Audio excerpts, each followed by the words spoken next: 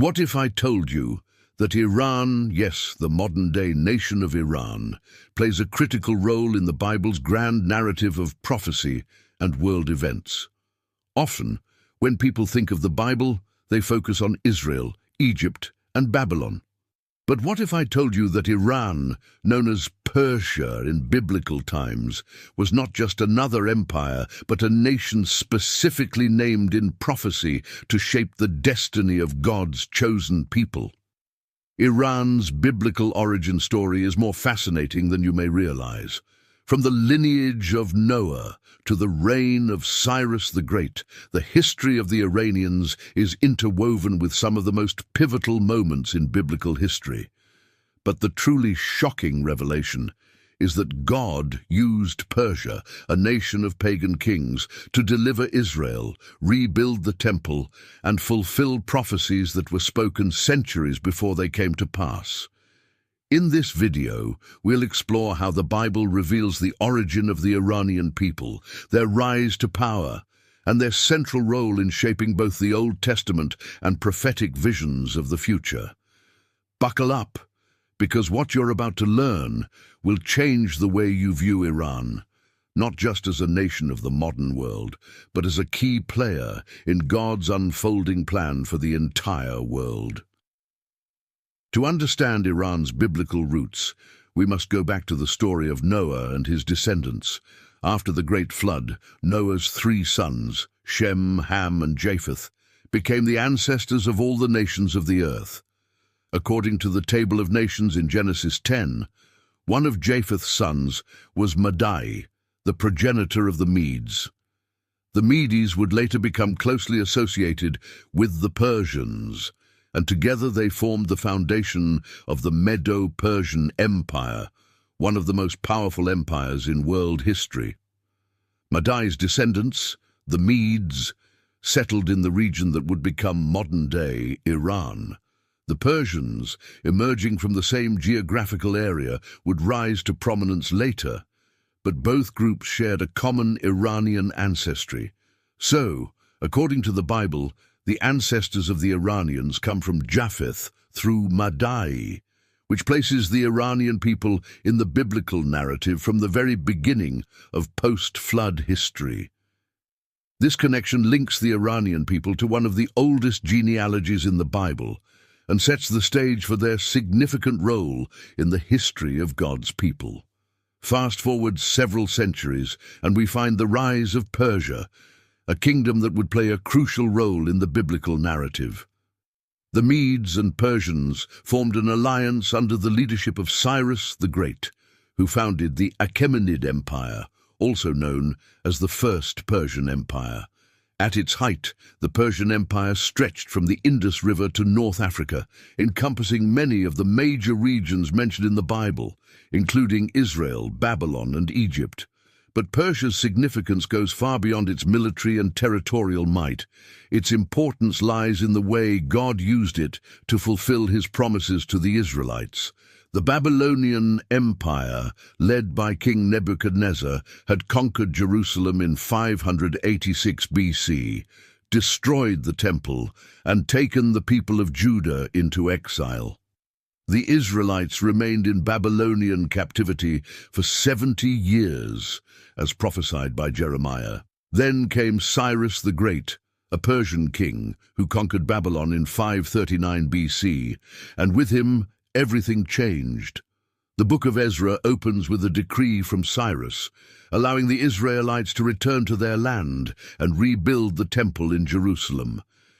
This event is recorded in Ezra 1:1-4, where Cyrus declares, "The Lord, the God of heaven, has given me all the kingdoms of the earth, and has appointed me to build a temple for him at Jerusalem in Judah."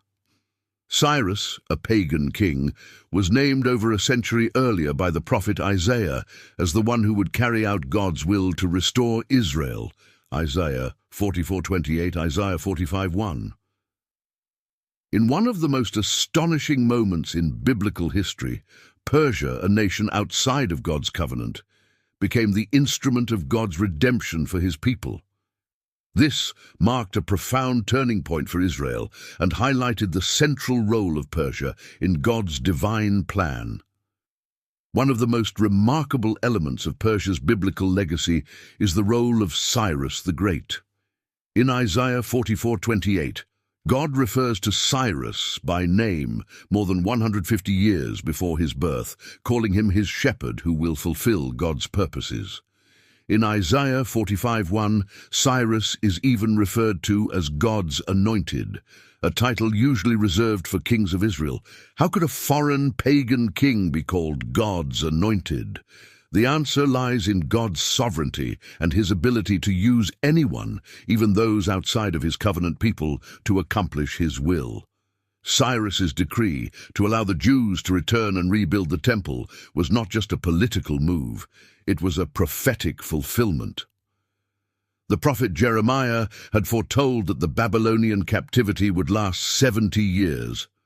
Jeremiah 25:11-12, Jeremiah 29:10. And Cyrus's rise to power marked the end of that period. The rebuilding of the temple in Jerusalem under the leadership of Zerubbabel, with the blessing of Cyrus, was a key step in the restoration of Israel. God had used Persia not only to defeat Babylon, the nation that had oppressed Israel, but also to facilitate Israel's rebirth as a nation. This was a reminder to Israel and to the world that God's plan is far greater than any one empire, and he can use even the most unlikely figures to bring about his purposes. Persia's role in biblical history doesn't end with Cyrus and the rebuilding of the temple. The Book of Esther provides another powerful example of how Persia was used by God to protect his people. During the reign of King Xerxes I, also known as Ahasuerus in the Bible, a plot was hatched by Haman, an official in the Persian court, to exterminate the Jews living in the empire. Haman's hatred for the Jews drove him to manipulate the king into issuing a decree that would allow for their annihilation.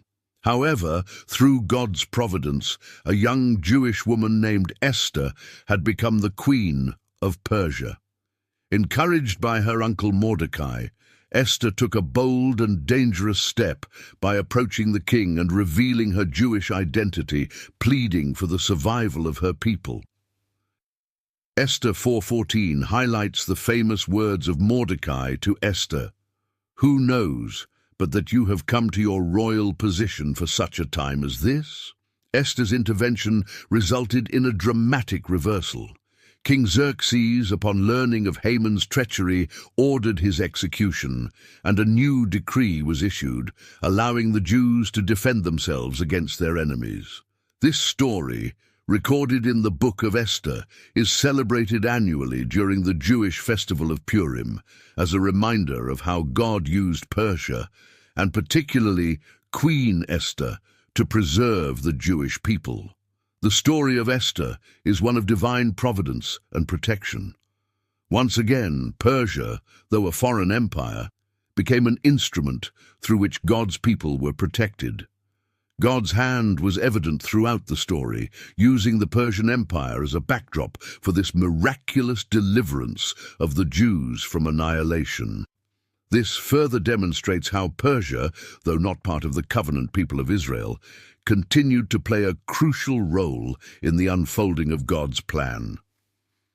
Persia wasn't merely a passive observer, it was an active participant in ensuring the survival of Israel, a nation destined to bring forth the Messiah. The Bible doesn't just speak about Persia's historical role, it also places Persia at the heart of prophetic visions about the future of world empires and God's ultimate plan for humanity. One of the most powerful examples of this is found in the book of Daniel. Daniel, a Jewish prophet who lived during the Babylonian exile, served in the courts of both the Babylonian and Persian empires. In the book of Daniel, we encounter several visions that reveal the rise and fall of empires, including Persia. In Daniel 2, King Nebuchadnezzar of Babylon has a dream of a great statue made of different materials, each representing a world empire. The silver chest and arms of the statue represent the Medo-Persian Empire, which would succeed Babylon as the dominant power in the ancient world. Later, in Daniel 7, Daniel himself has a vision of 4 beasts, representing 4 successive empires.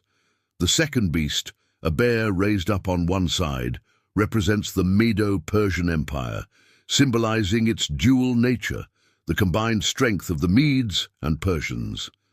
This empire would be vast, and its expansion, particularly under Cyrus, would forever alter the course of history.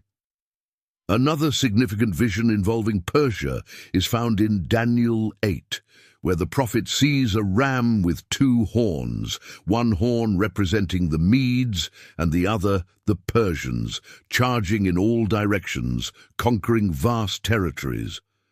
However, the vision also includes a goat with a prominent horn, symbolizing Greece and its king, Alexander the Great, who would eventually conquer the Persian Empire.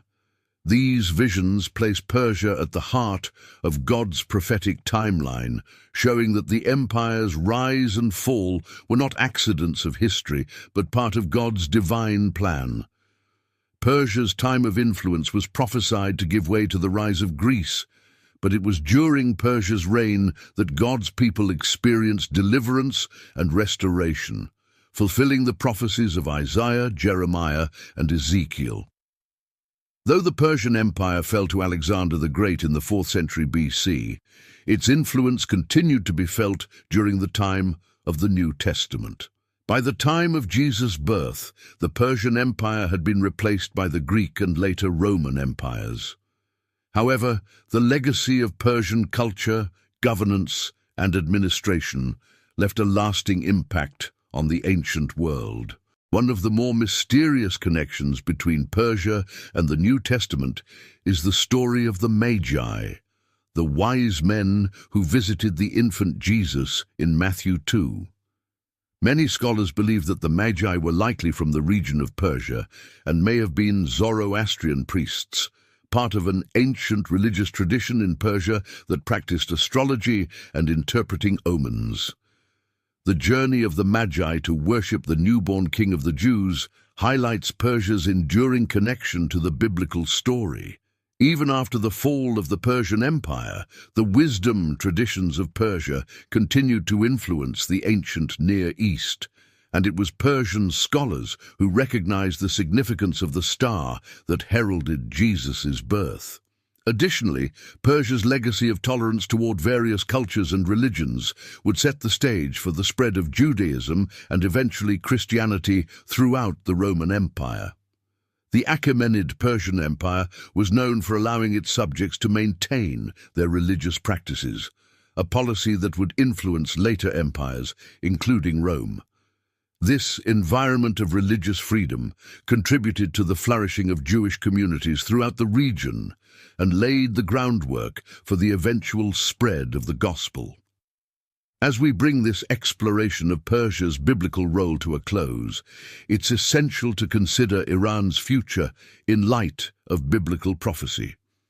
Many scholars and theologians believe that Iran, known in biblical prophecy as Persia, will play a key role in the events of the end times. One of the most significant prophecies involving Persia is found in Ezekiel 38-39, where the prophet describes a coalition of nations that will one day come against Israel in the last days. Among these nations is Persia, which will join forces with Gog of Magog and other nations in a massive battle known as the War of Gog and Magog. This prophecy, often seen as an event yet to occur, depicts a final confrontation between the forces of evil and God's people, with Israel at the center of the conflict. While the exact nature and timing of this war remain subjects of debate, the inclusion of Persia, modern-day Iran, in this prophecy suggests that Iran's influence in the region will continue to have spiritual significance in the end times. Additionally, Daniel's prophecies about the rise and fall of empires, including Persia, point to a broader theme of God's sovereignty over the nations. Persia's role in biblical prophecy demonstrates that no empire, no matter how powerful, is outside of God's control. God raises up nations, and he brings them down, all according to his divine plan. As we witness modern-day events in the Middle East, including tensions between Iran and Israel, it's essential to remember that these events are part of a much larger story, a story that began in the pages of the Bible and will culminate in the fulfillment of God's promises. The story of Persia, modern-day Iran, in the Bible, is one of the most remarkable examples of how God can use even the most unlikely nations to fulfill his divine purposes. From the descendants of Japheth through Madai to the rise of Cyrus the Great, Persia played a pivotal role in biblical history, from the restoration of Israel to the protection of the Jewish people in the book of Esther. But Persia's significance doesn't end with its historical role. The prophecies of Daniel, Isaiah, and Ezekiel remind us that Persia was part of God's larger plan, not only for the nations of the past, but for the future as well. Iran's place in biblical prophecy points to its continued role in the unfolding events leading to the end times. As we look at the modern world, particularly the tensions involving Iran and Israel, it's essential to approach these events with a biblical perspective. God's sovereignty over the nations means that every kingdom, every empire, and every leader is part of his plan. The story of Persia is a testament to the fact that God can use even foreign powers to fulfill his promises and bring about his ultimate plan for salvation. Persia, now Iran, continues to have a profound influence on the world stage, and its connection to the Bible reminds us that history is more than the rise and fall of empires. It is the unfolding of God's plan for the redemption of his people and the world.